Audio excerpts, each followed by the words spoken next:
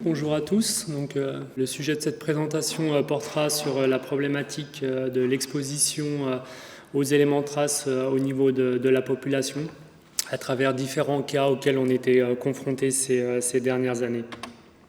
Donc peut-être juste en préambule, rappeler que la problématique de la recherche d'éléments traces dans des cas d'intoxication n'est pas quelque chose de nouveau. Vous voyez sur la droite ce papier publié dans Lancet en 1901 qui décrit déjà la présentation de cas d'intoxication à l'arsenic, qu'on appelait d'ailleurs à l'époque la poudre de succession, qui était utilisée dans les empoisonnements. Et au centre, vous pouvez voir un des peut-être premiers instruments de laboratoire qui permettait la recherche de l'anhydride arseneux à S2O3 dans les matrices biologiques, en produisant d'ailleurs ce qui est un comble pour un toxicologue. Il y a un produit encore plus toxique qui est l'arsine, la SH3, qui est un produit volatile.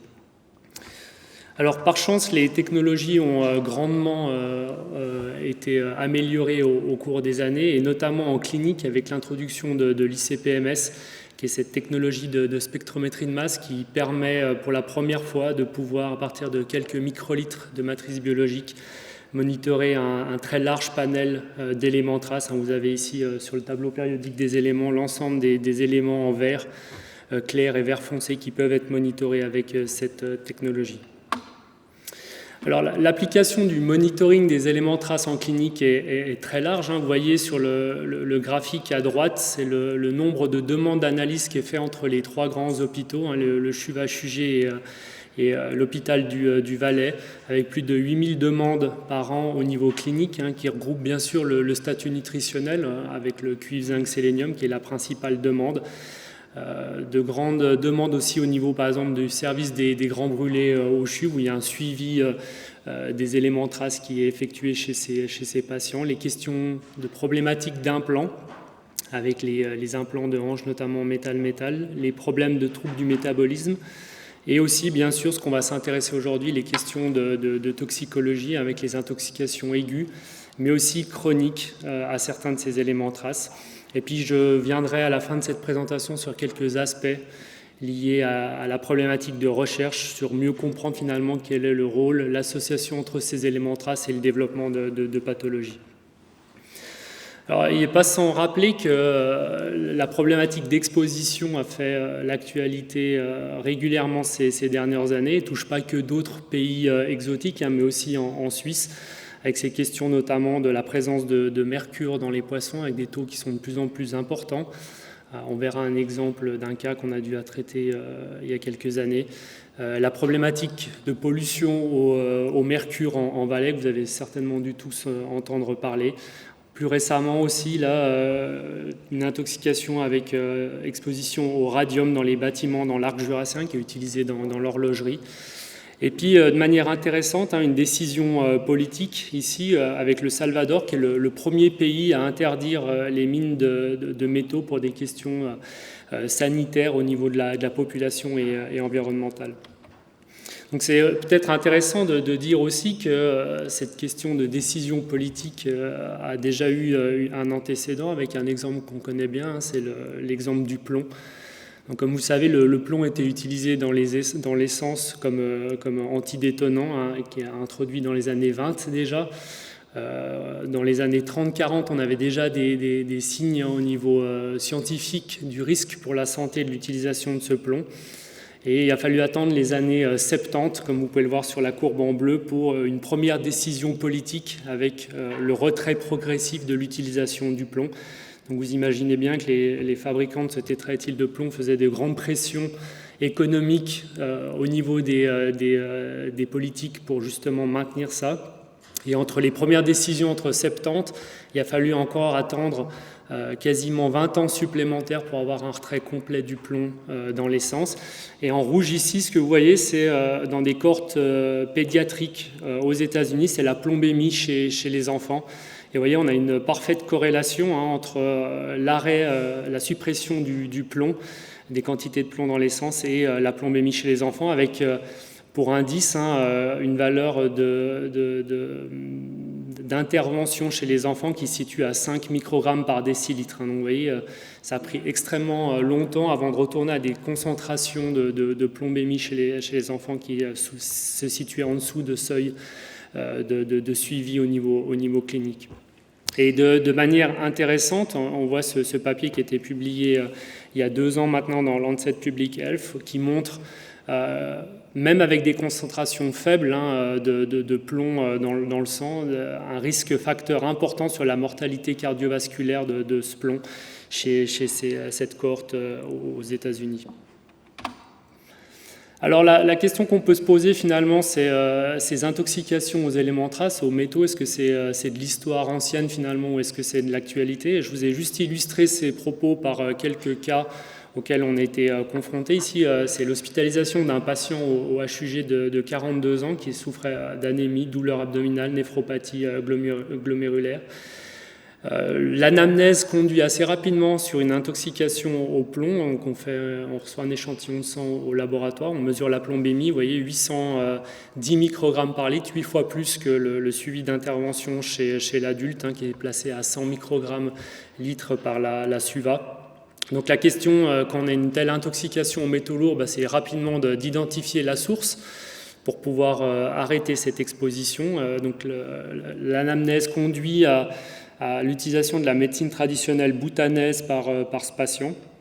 Il nous amène au laboratoire des pilules rouges qu'il consomme de manière quotidienne. Et vous voyez, on a pu analyser ces pilules que vous voyez ici, qui étaient enrobées dans un parchemin qui était béni par les moines au Bhoutan. Et donc on a fait l'analyse de ces pilules rouges.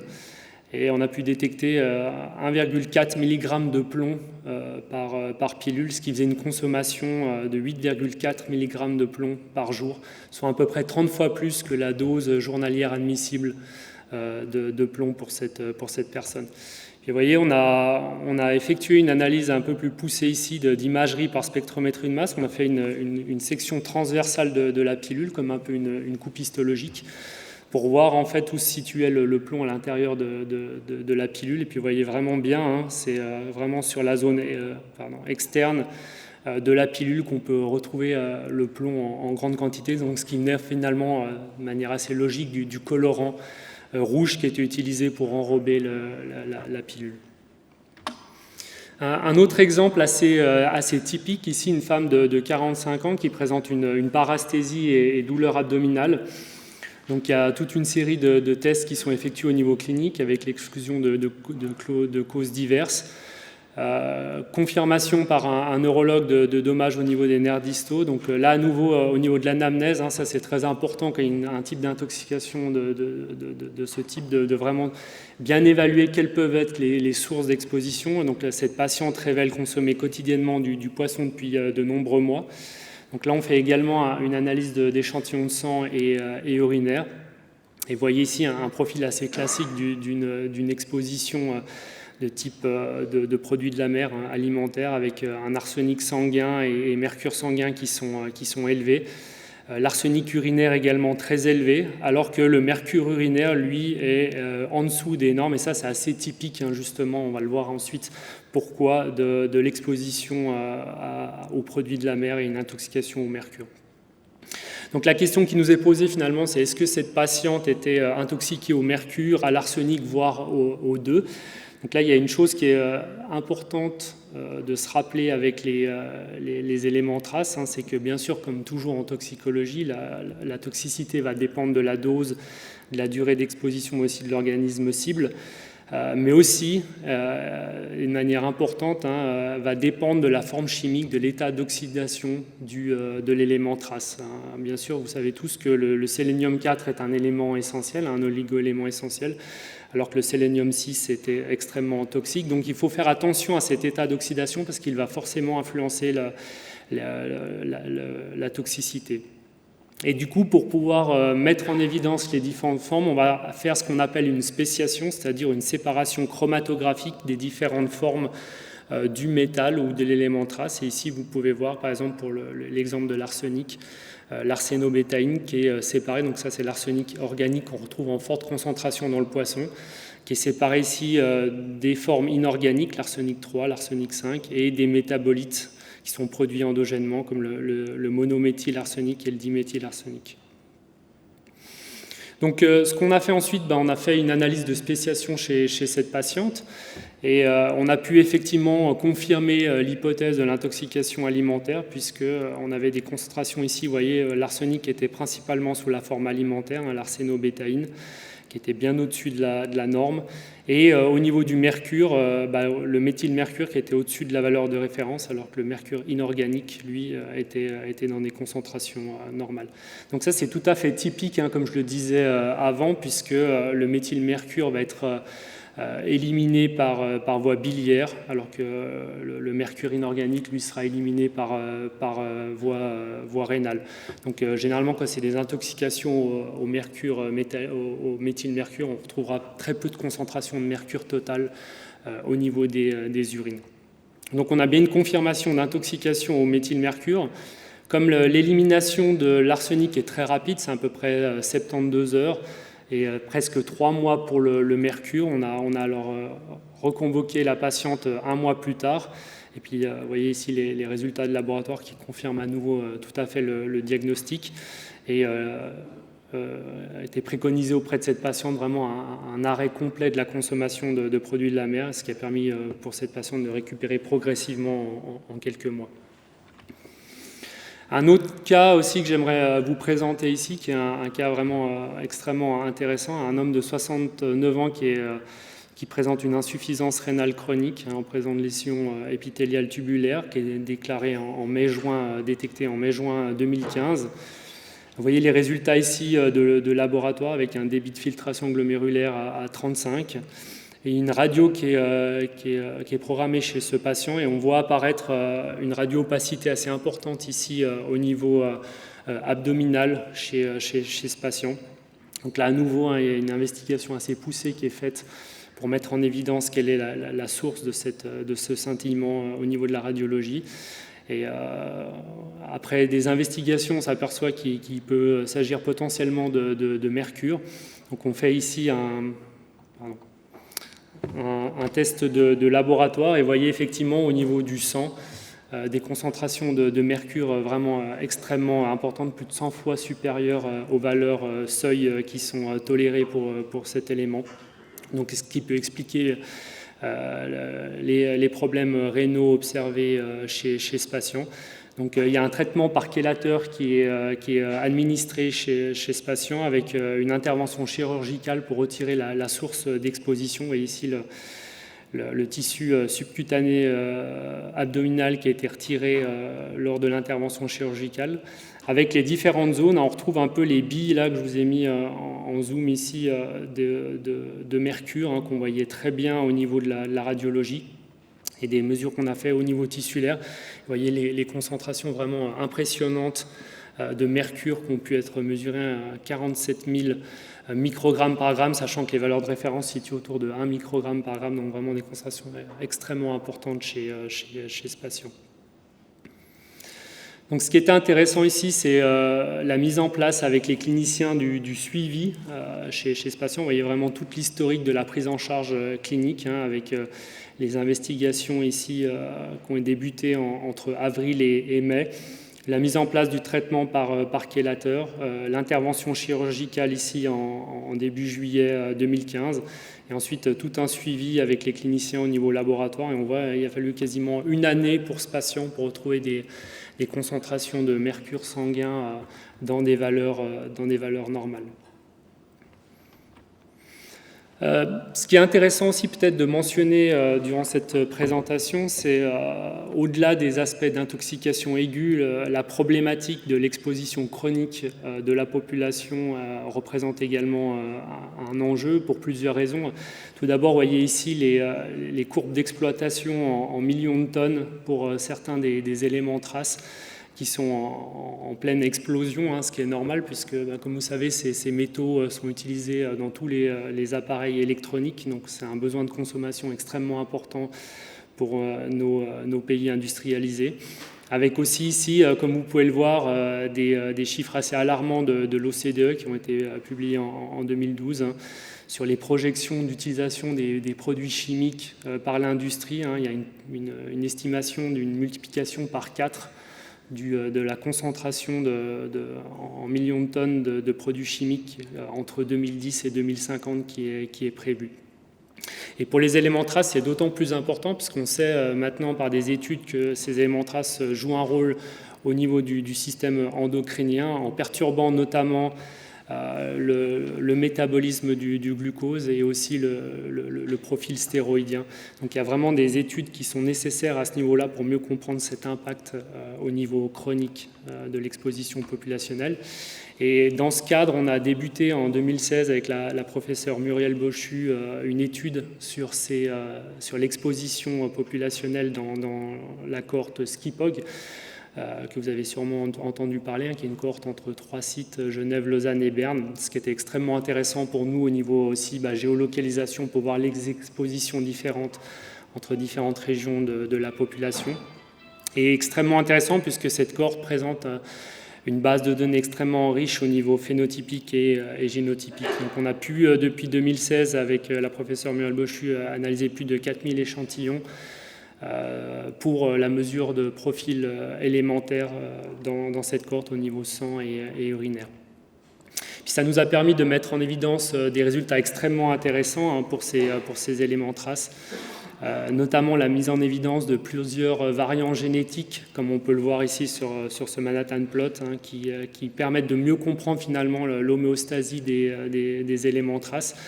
Vous avez ici par exemple pour le manganèse plasmatique, un variant qui est extrêmement associé sur le SLC 39A8, qui est un transporteur d'influx du zinc, donc une association qui est complètement logique d'un point de vue mécanistique.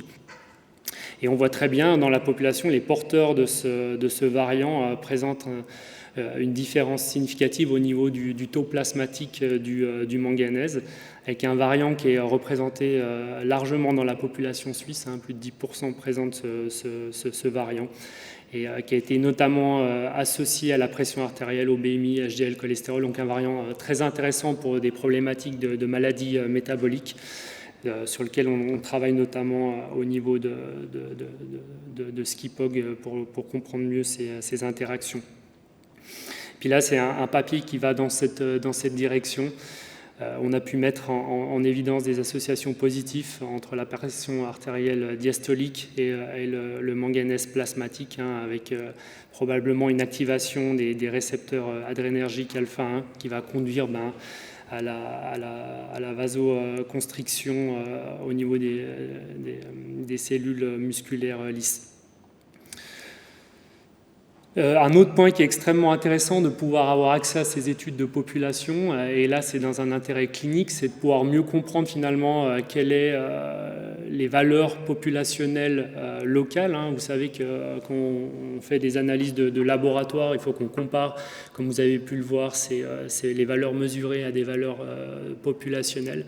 Et là, il y a des enjeux au niveau des éléments traces, parce que la plupart de ces valeurs populationnelles reposent sur des études qui ont été faites en Europe ou aux États-Unis notamment.